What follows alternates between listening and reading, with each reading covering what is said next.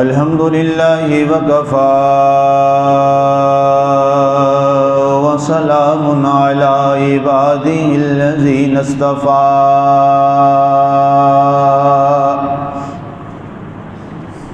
خصوصا على سيد ولد آدم محمد المصطفى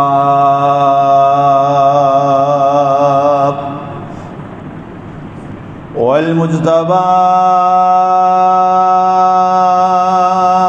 والمرتضى وعلى آله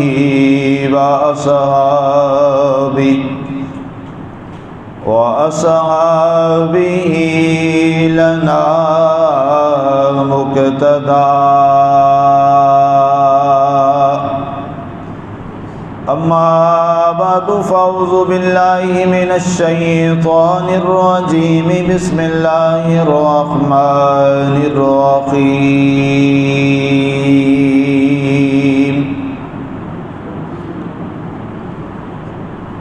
اقرأ باسم ربك الذي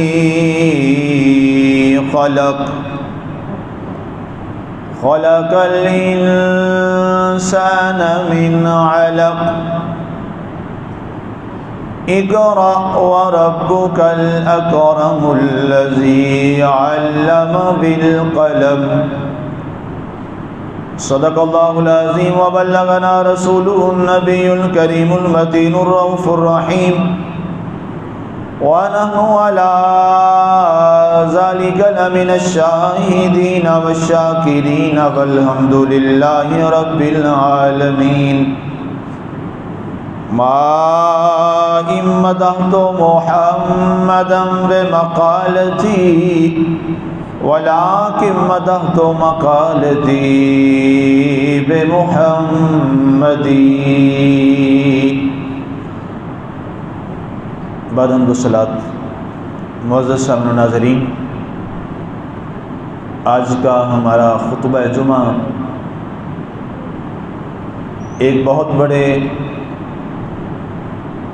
صوفی بصفا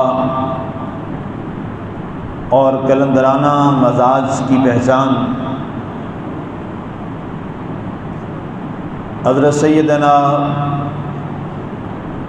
عثمان مروندی المعروف و مشہور حضرت لال شہباز قلندر رحمۃ اللہ تعالی علیہ،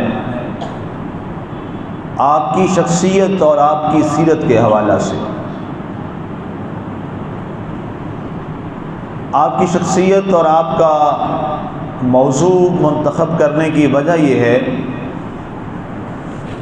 کہ فی زمانہ حالات لوگوں نے کچھ ایسے بنا دیے کہ اب لوگوں کو تصور ہی آنے لگا ہے کہ شاید جو صاحب مزار ہیں ان کا طریقہ بھی ایسا تھا جو درباروں کے اوپر لوگ کر رہے ہیں. اس لیے اس کی وضاحت جو ہے وہ کرنا میں بڑی ضروری سمجھتا ہوں تاکہ اولیاء کاملین اور اللہ کے وہ برگزیدہ بندے جنہوں نے اپنی پوری زندگی اللہ اور اللہ کے رسول کے دین میں گزار دی، ان کا حقیقی جو چہرہ ہے اور ان کا حقیقی جو کردار ہے وہ امت کے سامنے لانا چاہیے. کئی دفعہ یہ بات احباب سے سننے کو بھی ملی اور کئی لوگ یہ کہتے بھی ہیں کہ جب بھی کبھی حضرت سیدنا لال شہباز قلندر رحمۃ اللہ تعالی علیہ کا ذکر ہوتا ہے اور ان کا نام آتا ہے تو لوگ عجیب قسم کی ایک پراسرار مسکراہٹ چہرے پہ لاتے ہیں کہ جناب وہاں تو بس ڈھول ڈھمکا اور دھمال ہوتی ہے، اس لیے آپ کس کا نام لے رہے ہیں؟ تو آج انشاءاللہ میں آپ کے سامنے یہ وضاحت کروں گا کہ حضرت سیدنا لال شہباز قلندر رحمۃ اللہ تعالی علیہ کی اپنی ذات کیا عظیم ذات تھی. اگر بعد میں کوئی ان کے نام کو غلط استعمال کرے، ان کی درگاہ عالیہ پر کوئی اور غیر فطری اور غیر اخلاقی اور غیر اسلامی رسوم و رواج وہاں پر اگر چلا دے تو اس سے خدا نخواستہ صاحب مزار کی شخصیت میں کوئی ذہن میں بات آنا یہ قطعاً ناجائز اور درست نہیں ہے۔ آپ کا جو اصل نام ہے وہ حضرت سید عثمان مروندی رحمۃ اللہ تعالیٰ علیہ۔ آپ علاقہ آذربائیجان، ایک بڑا مشہور ملک ہے، خطہ ہے، آذربائیجان کے ایک قصبہ گاؤں مروند اس کا نام ہے، اس میں آپ کی ولادت بسعادت کوئی 6 ہجری کے قریب میں ہوئی۔ ولادت میں اختلاف ہے، بعض میں 573 کہا، 5 نے 583 ہجری کہا، جو بھی ہو 8-10 سال کا فرق جو ہے وہ تاریخ میں بتایا جاتا ہے۔ تو 573 یا 583 ہجری میں آپ کی جو ولادت ہے اس کا پیدا ہونے کا جو مضمون ہے وہ بڑا دلچسپ ہے۔ آپ کے جو والد گرامی تھے حضرت سیدنا سید ابراہیم کبیر الدین، آپ کے والد گرامی کا نام تھا۔ آپ کا تعلق حضرت امام جعفر الصادق علیہ السلام سے ملتا ہے۔ آپ اہل بیت کے ایک بڑے عظیم چشم و چراغ ہیں۔ تو آپ شادی نہیں فرماتے تھے، ایک عرصہ تک آپ نے شادی نہ فرمائی کہ میں اللہ اور اللہ کے رسول کے ذکر میں مصروف رہوں اور میرا سارا جو وقت ہے، جو لمحے ہیں، وہ ذکر خدا اور ذکر مصطفیٰ میں گزر جائیں۔ تو آپ شادی نہیں فرماتے تھے۔ تو خواب میں حضرت سیدنا امام علی مقام سیدنا امام حسین رضی اللہ تعالیٰ عنہ تشریف لائے۔ آپ کے والد گرامی حضرت سیدنا ابراہیم کبیر الدین، آپ کے جو والد گرامی ہیں، امام حسین خواب میں تشریف لائے اور فرمایا کہ اے ہمارے بچے بیٹے صاحبزادے ابراہیم، تم نے رسول اللہ کی سنت کو کیوں چھوڑ رکھا ہے؟ تمہیں اندازہ نہیں کہ تمہیں اللہ ایک ایسا صاحبزادہ عطا کرے گا جو دنیا کے اندر سادات کی بہت بڑی پہچان بنے گا۔ اس کے بعد آپ نے شادی کا ارادہ فرمایا، اور اس وقت آذربائیجان کا جو بادشاہ تھا جس کا نام سید سلطان شاہ صاحب تھا، یہ حاکم تھے وہاں کے، ان کی صاحبزادی کے ساتھ آپ کا عقد نکاح ہوا۔ اس لیے کہ آپ کی شہرت بڑی تھی پورے مروند کے اندر، پورے آذربائیجان کے اندر، کہ یہ ایک سید زادہ ہے جس کا نام ابراہیم ہے۔ اب ابراہیم زیادہ مشہور تھا، اور ایک روایت میں کہ کبیر الدین کے نام سے زیادہ مشہور تھے۔ یہ ایک ایسا سید زادہ ہے جو بڑا پارسا ہے، پاک صاف ہے، طاہر ہے اور پاکیزہ کردار ہے۔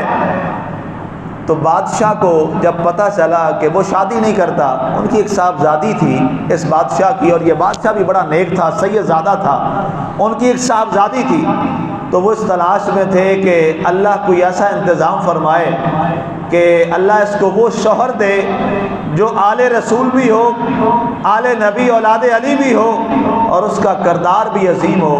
تو جو ہی حضرت سید کبیر الدین ابراہیم رحمۃ اللہ تعالیٰ علیہ نے شادی کا اظہار کیا، تو یہ بات پہنچی اس وقت کے بادشاہ کے پاس، سید سلطان شاہ کے پاس، تو انہوں نے فوری طور پر موقع کو غنیمت جانتے ہوئے خود پیغام نکاح بھجوا دیا کہ اگر تم پسند فرماؤ تو ہماری ایک بیٹی ہے، وہ تمہارے ساتھ عقد نکاح کرنا چاہتی ہے۔ تو آپ نے بھی اس پیشکش کو قبول فرما لیا۔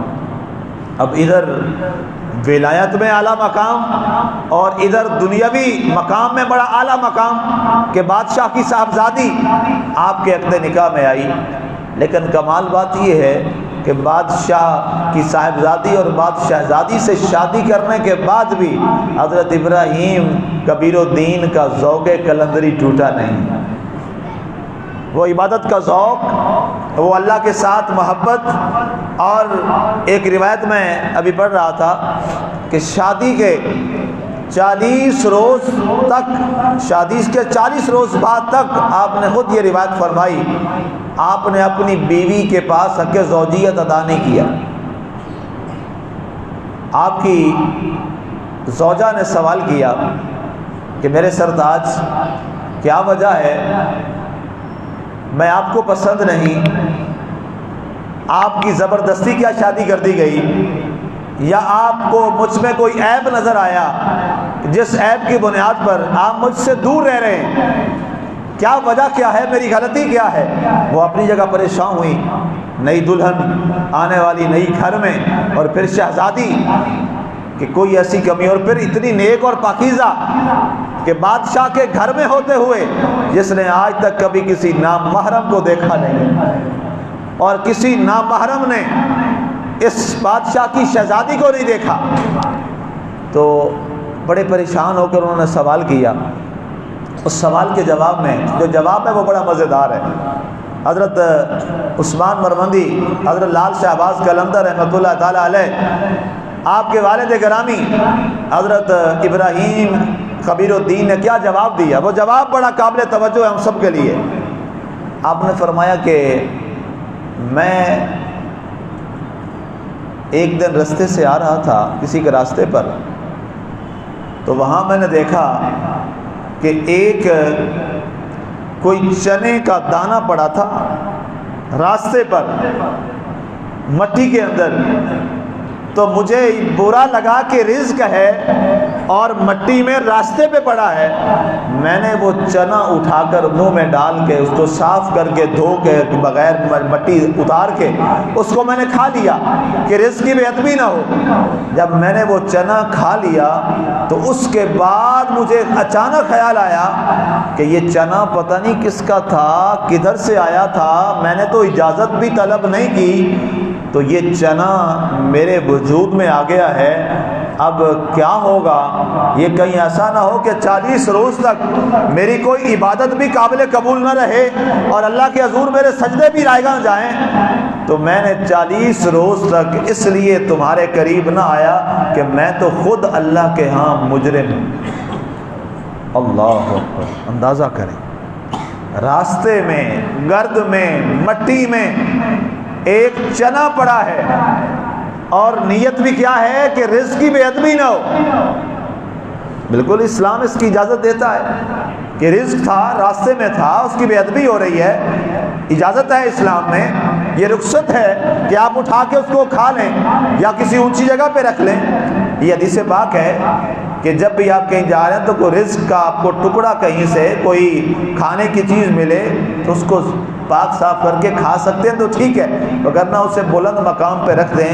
اللہ کے نبی صلی اللہ علیہ وسلم نے فرمایا اس عمل کی وجہ سے اللہ تمہارے کھانے میں برکتیں پیدا فرما دے گا، یہ حدیث پاک۔ لیکن اس کے باوجود آپ کا تقوی کیا ہے؟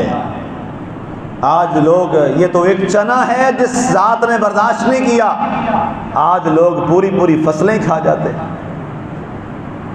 آج لوگ کس کس کا حق ناجائز طریقے سے کھا جاتے ہیں، آج لوگ لوگوں کے حق پہ ڈاکہ ڈال لیتے ہیں جانتے ہوئے کہ یہ میرا حصہ نہیں ہے، جانتے ہوئے کہ اس پر میرا حق نہیں ہے، اس کے باوجود لوگ حرام کھا جاتے ہیں۔ لیکن سوچنے کی بات یہ ہے کہ یہ مرد قلندر حضرت سیدنا ابراہیم کبیر الدین ایک چنا بھی جو راستے میں مٹی سے گد سے اٹھایا اس نیت سے کہ بے ادبی نہ ہو، وہ بھی برداشت نہ ہوا، اور 40 روز کے بعد، اور دوسری آپ نے دلیل کیا دی؟ آپ نے فرمایا میں نے سوچا کہ 40 دن تک اس کا اثر میرے جسم میں رہے گا، تو اگر میں اپنی زوجہ کے پاس گیا، حق زوجیت ادا کیا، تو کہیں اس سے جو میری اولاد ہوگی اس میں اس کا اثر منتقل نہ ہو جائے۔ اندازہ کریں، یہ اللہ کے صلحاء، اللہ کے ولی، اللہ کے دوست، اللہ کے پیارے، ان کا مقام قرب کیا ہے؟ فرمایا اس لیے 40 روز گزر گئے ہیں، میں اپنی اس آنے والی زوجہ کے پاس حق زوجیت بھی ادا کرنے نہیں آیا جب تک میں اپنے آپ کو پاک اور صاف نہ کروں۔ اب اندازہ کریں، وہ باپ ہو اور وہ ماں ہو جو بادشاہ زادی ہونے کے باوجود جس نے کبھی گھر کے محل سے باہر قدم نہ رکھا ہو، اس میں سے اگر پھر پیدا ہوتا تو پھر لال شہباز قلندر ہی پیدا ہونا تھا۔ پھر ایسا عظیم سیدنا عثمان مروندی المعروف حضرت لال شہباز قلندر رحمۃ اللہ تعالی علیہ کا ہی وہاں سے متولد ہونا تھا۔ آپ فرماتے ہیں کہ کچھ عرصہ بیت گیا، ہمارے ہاں اولاد نہ ہو، تو حضرت عثمان مروندی حضرت لال شہباز قلندر رحمۃ اللہ تعالی علیہ آپ فرماتے ہیں کہ میں تہجد کے وقت اللہ کے حضور دعا کرتا، اے میرے مالک مجھے صاحب اولاد فرما دے۔ کہتے ہیں ایک عرصہ ہو گیا دعا کرتے کرتے، لیکن میرے ہاں اولاد نہ ہوئی، تو اس پریشانی کے عالم میں ایک روز میں تہجد ادا کرنے کے بعد میں نے لمبا سجدہ کیا، جو عام صوفیاء کے ہاں ایک روایت ہے، طریقہ ہے۔ تو کہتے جب میں نے سجدہ کیا تو سجدے میں مجھے نیند آ گئی۔ کہتے سجدے میں نیند آئی تو اسی مصلی پر جہاں پہ میں نماز تہجد کے بعد سجدہ دراز کر رہا تھا، مجھے حضرت علی مرتضیٰ شیر خدا رضی اللہ تعالیٰ عنہ خواب میں تشریف لے آئے اور فرمایا اے اے ابراہیم کبیر الدین، تم پریشان ہو کہ تم صاحب اولاد نہیں ہو، آج ہم تمہیں اللہ کے حضور سے ایک بیٹا عطا کر کے جا رہے ہیں اور اس کا نام بھی ہم رکھیں گے۔ فرمایا اس کا نام عثمان رکھنا، اور فرمایا جو ہی وہ 372 دنوں کا ہو جائے، کتنے دنوں کا؟ 372 دنوں کا ہو جائے، 360 دن ہوتے ہیں ایک سال میں، تو اس کے اوپر 12 دن اور ساتھ شامل کر دیے۔ فرمایا کہ جب یہ 372 دنوں کا ہو جائے تو اس کو روضہ رسول پہ لے جانا اور پھر اسے حضرت سیدنا عثمان غنی کی مزار پہ لے کے جانا اور پھر اسے واپس لے آنا۔ اللہ تعالیٰ اسے فیض مصطفیٰ بھی عطا کرے گا اور سخاوت عثمان ذوالنورین بھی عطا فرمائے گا۔ کہتے ہیں کہ اس کے بعد میری آنکھیں کھلیں تو میں نے کیا دیکھا، منظر وہ اور تھا، یہ منظر اور ہے کہ میں اپنے حجرے میں ہوں، اپنے گھر میں ہوں، لیکن پورے گھر سے اتنی پیاری خوشبو آ گئی کہ ہمارا پورا کا پورا گھر معطر ہو گیا خوشبو علی سے رضی اللہ تعالیٰ عنہ سے۔ کہتے اس کے بعد میں نے یہ خواب اپنی زوجہ ان کو سنایا، انہوں نے اللہ کے حضور سجدہ شکر ادا کیا، اور کہتے ہیں اسی کے بعد اللہ تعالیٰ نے ہمارے گھر میں امید فرما دی، اور جو بچہ پیدا ہوا وہ لڑکا پیدا ہوا، اور اس کا نام بھی پیدائش کے ساتھ ہی میں نے سید عثمان رکھ دیا کہ نام حضرت علی عطا فرما گئے تھے، اور ہوا بھی بیٹا۔ تو کہتے ہیں حسب نصیحت و وصیت جب 372 دن کا ہو گیا تو میں نے اپنے صاحبزادے کو اور اپنی اہلیہ کو لیا اور ہم پیدل یہ سفر کرتے کرتے روضہ رسول پہ حاضر ہوئے۔ کہتے ہیں مجھے کچھ لوگوں نے کہا کہ آپ پہلے حرم میں جا کے حاضری دیں اور پھر روضہ رسول پہ آئیں۔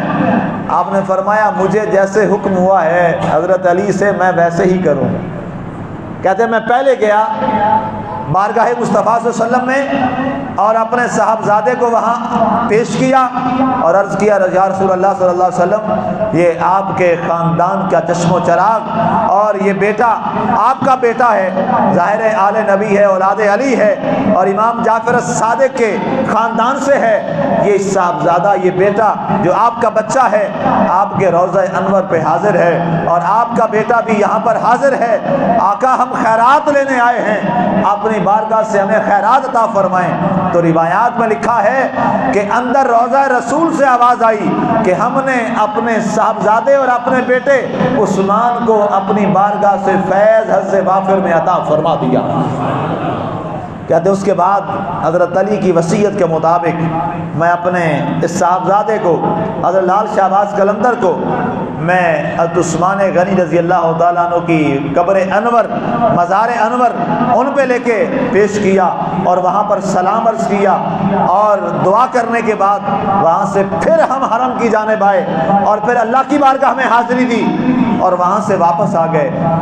آپ کی ابھی عمر مبارک آپ نے آغاز میں ہی اپنے صاحبزادے کو قرآن کی جانب مبذول کیا اب میں نے جو بات عرض کی نا، اور میں نے اپنے خطبے کا جس آیت کو عنوان بنایا ہے وہ عنوان بھی ذہن نشین رہے، اقرا بسم ربک الذی خلق۔ وحی کا جو آغاز ہوا ہے وہ آغاز بھی کس سے ہوا ہے؟ لفظ اقرا سے ہوا ہے۔ اقرا پڑھیے بسم ربک الذی خلق، اپنے رب کے اسم مبارک سے جس نے پیارے حبیب آپ کو پیدا فرمایا۔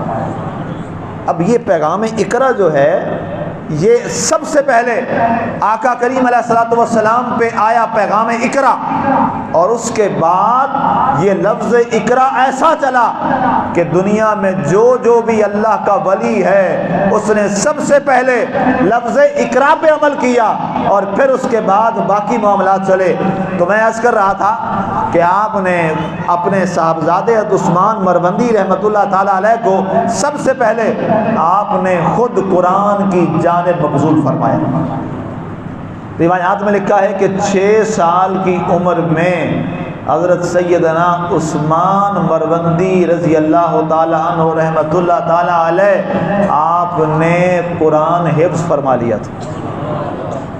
3-4 کتابوں کی میں نے روایت ڈھونڈی تو سب میں یہ لکھا ہے کہ آپ نے 6 سال کی عمر میں قرآن پورا حفظ کر لیا، اور اس کے بعد آپ نے جو مروجہ علوم ہیں، تفسیر، حدیث، فقہ، تصوف، فلسفہ، منطق اور یہ تمام مبادیات دین جتنی بھی ہیں آپ نے وہ ساری پڑھنا شروع کر دی، اور 18 سال کی عمر میں جب آپ کے والد گرامی کا انتقال ہوا اس وقت آپ تمام علوم سے فارغ التحصیل ہو چکے تھے۔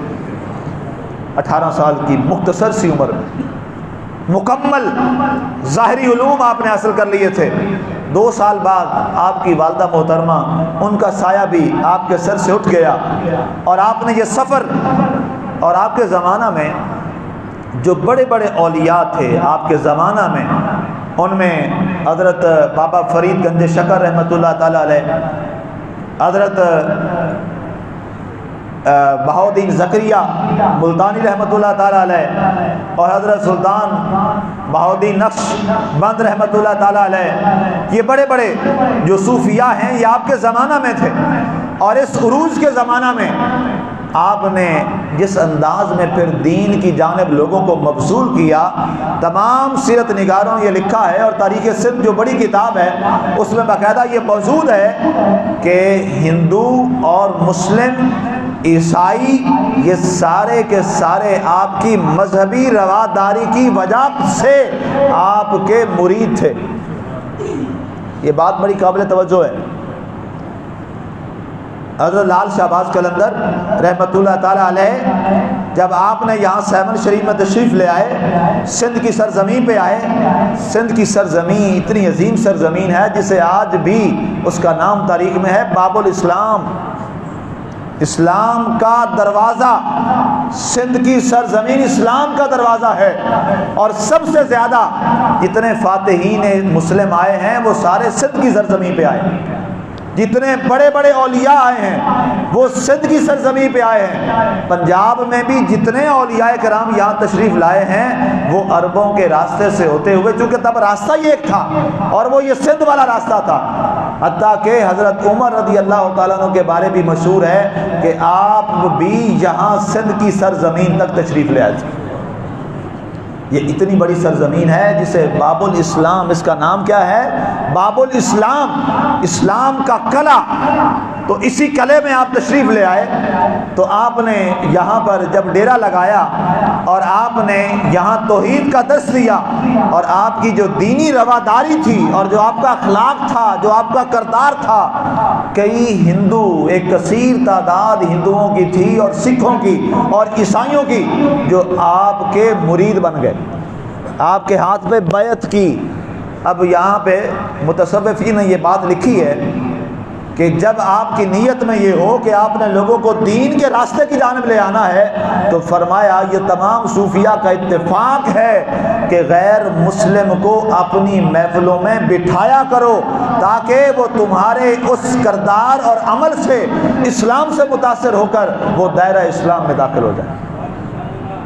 لیکن افسوس، اقبال رحمۃ اللہ تعالیٰ نے کہا تھا نا، گلا تو گھونٹ دیا اہل مدرسہ نے تیرا، اب کہاں سے آئے صدا لا الہ الا اللہ۔ اب ہوا کیا، مدارس میں اتنا تنگ ذہن کر دیا گیا لوگوں کا، جو صوفیاء کی صفوں سے دور تھے انہوں نے کیا کہا، انہوں نے جناب مسجد میں غیر مسلم کے آنے پہ پابندی لگا دی۔ اب بھائی سوال یہ ہے کہ نان مسلم کیسے اسلام قبول کرے گا؟ سوال ہے، ایک نان مسلم ہے، اس نے اسلام میں کیسے آنا ہے؟ کبھی غور کیا آپ نے؟ ایک زمانہ تھا جب کافروں کو، غیر مسلموں کو دائرہ اسلام میں داخل کیا جاتا تھا، بڑا سنہری زمانہ تھا، اور آج ہم ایک بڑے عجیب پرفتن دور میں ہیں کہ آج سارا زور، جنہوں نے کافروں کو مسلمان کرنا تھا انہوں نے سارا زور مسلمانوں کو بد دین اور کافر بنانے پہ لگایا ہوا ہے۔ یہ حقیقت ہے، اور مجھے کوئی استعار نہیں ہے، میں ممبر پہ کہہ رہا ہوں ببانگے تو حل۔ اور بھائی غیر مسلم کیسے مسلمان ہوگا؟ سوال ہے۔ آپ اس کو قریب کریں گے، آپ اس کو اسلام پیش کریں گے، وہ آپ کے کریکٹر کو دیکھے گا، وہ آپ کے رویوں کو دیکھے گا، وہ آپ کی محافل میں بیٹھے گا، وہ آپ کے پاس آئے گا، وہ دین سنے گا، وہ قرآن سنے گا، وہ کوئی دین کی بات سنے گا، وہ کوئی کردار نبوی سنے گا تو متاثر ہو کر دین میں آئے گا نا۔ اس کے بغیر تو وہ دین میں نہیں آئے گا، فرشتے تو اس کے پاس نہیں آئیں گے دین اسلام لے کر۔ ظاہر ہے مسلمان نہیں اس کو تبلیغ کرنی ہے اور قائل کرنا ہے دین اسلام کی جانب۔ سیدی حضور غوث اعظم رضی اللہ تعالی عنہ، آپ کے بارے میں پڑھ رہا تھا، اور آپ کی تمام کتب میں، آپ جتنی آپ پہ لکھی گئی کتب سب میں موجود ہے کہ آپ کی محفل میں بے شمار کاؤنٹ لیس عیسائی، یہودی، ہندو اور سکھ آ کر آپ کی محفل میں بیٹھا کرتے تھے، اور آپ باقاعدہ دعوت نامہ بھیجتے تھے انہیں، حضور غوث اعظم کہ میری محفل میں آیا کرو۔ اور پھر با کمال کیا تھا، کچھ دن آپ کی محفل میں آتے اور نگاہ غوث کا کرم ہوتا کہ چند دنوں کے بعد وہ خود حضور غوث اعظم کے ہاتھ پر کلمہ پڑھ کر دائرہ اسلام میں شامل ہو جاتا۔ اور یہی کام سیون شریف میں حضرت سیدنا لال شہباز قلندر، حضرت سیدنا عثمان مروندی رحمت اللہ تعالی علیہ، آپ نے شروع کیا کہ آپ نے بھی تمام کو دعوت دی، فرمایا سکھ بھی ہماری محفل میں آئیں، ہندو بھی ہماری محفل میں آئیں، عیسائی بھی ہماری محفل میں آئیں، فرمایا سارے آ کر ہمارے پاس بیٹھیں، اگر ہمارا پیغام آپ کو سچا لگ جائے، ہماری بات اگر آپ کو اچھی لگ جائے، اگر ہمارے نبی کا کردار تمہیں پسند آ جائے اور قرآن کا پیغام تمہیں پسند آ جائے تو ہم تمہیں دعوت محبت دیں گے کہ آؤ محبت کے ساتھ ہمارے قافلے میں شامل ہو جاؤ، اگر تمہیں پسند نہ آئے تو اپنا راستہ جدا کر لینا۔ سیرت لال شہباز قلندر کی ایک بڑی مشہور کتاب ہے تاریخ سندھ، تاریخ سندھ میں یہ لکھا ہے کہ جناب جتنے بھی آپ کی دعوت پر سکھ اور ہندو بڑی کمیونٹی آپ کی محفلوں میں آئے اور آپ کے مرید بنے، ایک وقت کے بعد سارے کے سارے دائرہ اسلام میں داخل ہو گئے۔ لیکن آج ہمارے درمیان بڑے بارڈ اور بین لگا دیے گئے، بڑی جناب علماء کی یہ ذمہ داری ہے، جس کے پاس دین کا علم ہے اس کی یہ ذمہ داری ہے کہ وہ عیسائیوں کے پاس جائے، ان کے پاس جائے، اپنا پیغام لے کر جائے، ان سے ملاقات کرے، بار بار ان سے ملاقات کرے، بار بار ان کو دعوت دے، دین کی دعوت دے، اور بار بار ان تک پیغام پہنچائے۔ اور یہ اس کی کئی حکمت عملی ہے، آپ لوگوں کو تیار کریں، آپ لوگوں کو ایجوکیٹ کریں۔ ہمارے یہاں ہے وہ درس قرآن میں روزانہ آتے ہیں، ان کو پورا ان کا ایک دوست ہے، ان کو میں نے کہا جی آپ تبلیغ ان کو دعوت دیں دین اسلام کی، اور ان کو پورے یہاں دلائل میں اکٹھے کر کے بتاتا ہوں، سمجھاتا ہوں، سکھاتا ہوں، اور الحمدللہ وہ پھر اپنے راہب کے پاس بھی گئے، اس بات پر اب وہ آ چکا ہے کہ جی واقعی حضرت سیدنا محمد رسول اللہ صلی اللہ علیہ وسلم آپ نبی بھی سچے ہیں، اور جو آپ پہ کتاب نازل ہوئی ہے اس کے 30 پارے بھی سچے ہیں۔ یہ ہم سب کی ذمہ داری ہے، یہ ہم سب پہ فرض ہے کہ ہم نے دعوت اسلام دینی ہے غیر مسلموں کو۔ اور یہی کام حضرت لال شہباز قلندر رحمت اللہ تعالی علیہ نے اس انداز میں کیا کہ آج وہ پورا علاقہ سیون شریف کا تاریخ نگاروں نے لکھا ہے یہاں پر سب سے زیادہ آبادی ہندوؤں کی تھی اور اللہ نے کرم کیا اب وہاں سے سب سے زیادہ آبادی کن کی ہے؟ وہ مسلمانوں کی ہے۔ یہ فیض کس کا ہے؟ حضرت لال شہباز قلندر رحمت اللہ تعالی علیہ کا ہے۔ اور اس کا پیغام جو میں نے عرض کیا، آج کل ہمارے زمانہ میں لفظ قلندر کو بدنامی کے طور پہ غلط جگہ استعمال کیا جاتا ہے۔ شاید جناب کیا جس کے جناب بڑے بال بڑے ہوں، بے نمازی ہو، نہ صفائی کا خیال ہو، نہ اچھے لباس کا خیال ہو، نہ جناب اس کو قرآن آتا ہو، نہ اس کو حدیث آتی ہو، نہ اسے دین آتا ہو، ہاں جی سگریٹ پیتا ہو، نشئی بھنگی ہو، اور جی قلندر، استغفر اللہ العیاذ باللہ۔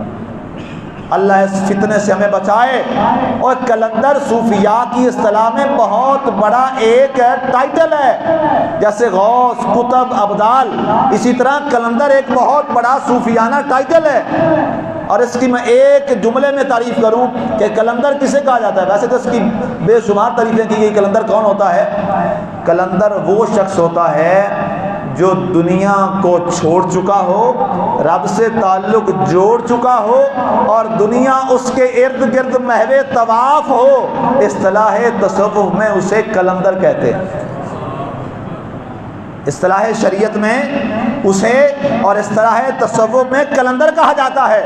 اور حضرت لال شہباز قلندر اور حضرت سیدنا ابو علی قلندر رحمت اللہ تعالی علیہ، یہ ان کا ٹائٹل اس لیے ہے، ان کا کمال یہ تھا کہ یہ دنیا سے بالکل کٹ گئے تھے اور ہر لمحہ اللہ کے ذکر میں ایسے مستغرق ہوئے کہ جو شخص بھی آتا تھا وہ بھی اللہ کا نام لیتے لیتے وجد میں آ جاتا، اور جو ان کی محفل میں آتا اس پر بھی وجد کی کیفیت طاری ہو جاتی۔ تو اس لیے آپ کا نام کیا پڑ گیا؟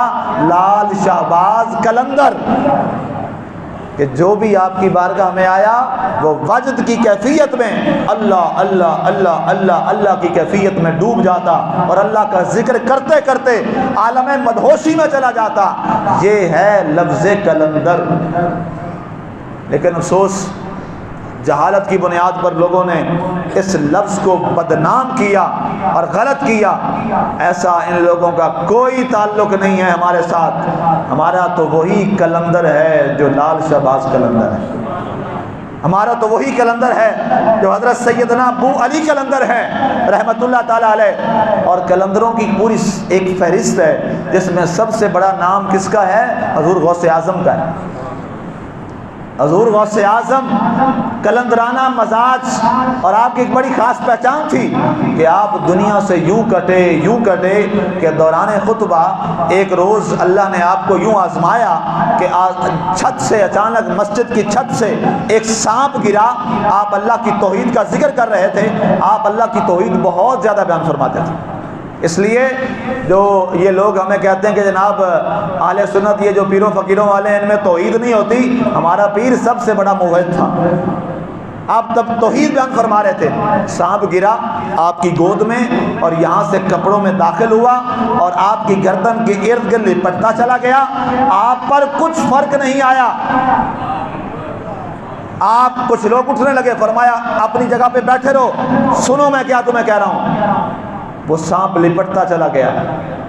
اس کے بعد دیر تک آواز فرماتے رہے، وہ چمٹا رہا۔ اس کے بعد پھر وہ سانپ جیسے چمٹا پھر اترتا گیا، پھر ایسے آیا نیچے اترا، اور ابھی جو تھوڑا سا چلا غائب ہو گیا، وہ سانپ تھا ہی نہیں۔ آگے گیا اور آواز دی، اے عبد القادر مبارک ہو، تو نے اپنے رب سے تعلق کو مضبوط کر لیا ہے۔